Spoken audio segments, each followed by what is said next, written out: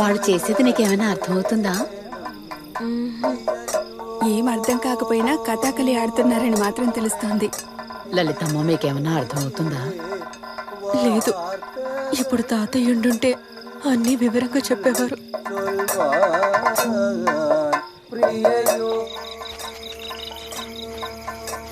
ఇటువైపు వెళ్తాం రండి.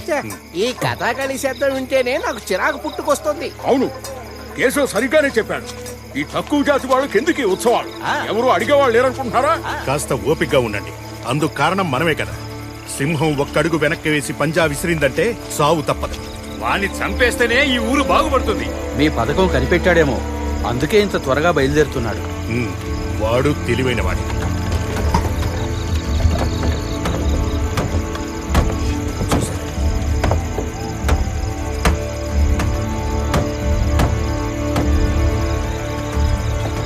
కందప్ప, నువ్వు అక్కడికి వెళ్ళావు. చెప్పింది చెప్పినట్టు చెయ్యి. సరేనయ్యా. ధనం ముట్టింది కదా? ముట్టిందయ్యా. పో.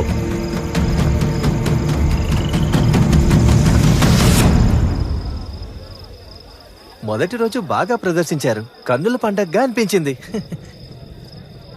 ఇంకా బాగా ప్రదర్శిస్తారు. ఏదేమైనా ఈ కళని గురించి తెలియని మాలాంటి వాళ్ళకి ఇది చూడడం ఒక భాగ్యం. మీ తాతయ్య గారికి కథకళి అంటే చాలా ఇష్టం.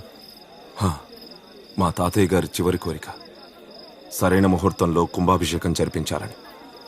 అందుకే ఆలస్యం చేయకుండా అన్ని కార్యక్రమాలు సమయానికి చేశాం.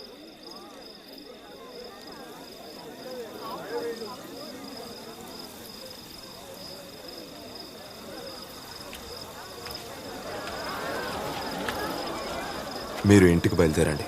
నేను అనంతపూర్కి వెళ్ళొస్తాను. ఏంటి కన్నా? నన్ను కూడా తీసుకెళ్తావా? నాన్న మహారాజ్ గారిని కలవడానికి వెళ్తున్నాడు. అక్కడికి పిల్లలు రాకూడదు. నేను పట్టుతేనె తెంపుకొచ్చాను, తీసుకురానా? తీసుకురా. మామిడి పళ్ళు, అరటి పళ్ళు కూడా ఉన్నాయి. అన్ని ఫలాలు పడవలో ఎక్కించు. అందరికీ కొబ్బరి బొండాలు ఇవ్వు, సరేనా? అలాగే. నేను వెళ్ళొస్తాను. రానన్నా.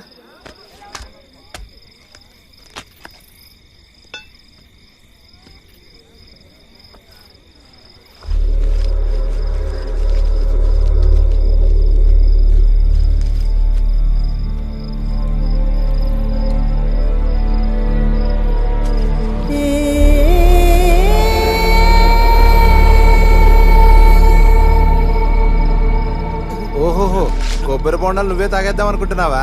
లేదు, నీళ్లున్నాయి లేదో చూస్తున్నాను. నువ్వేం చూడాల్సిన పని లేదు. అవన్నీ లేత కొబ్బరి బొండాలే. ఇందులో చెక్కవరికి మంచి బోండం తీసుకెళ్ళాలి. ఇదిగో ఇదిగో. ఇదిగో. తర్వాత పడవలో వెళ్లే వాళ్ళకి 35 బోండాలు పంపించాలి. చూసుకో. సరే కొడతాను. త్వర కానీ.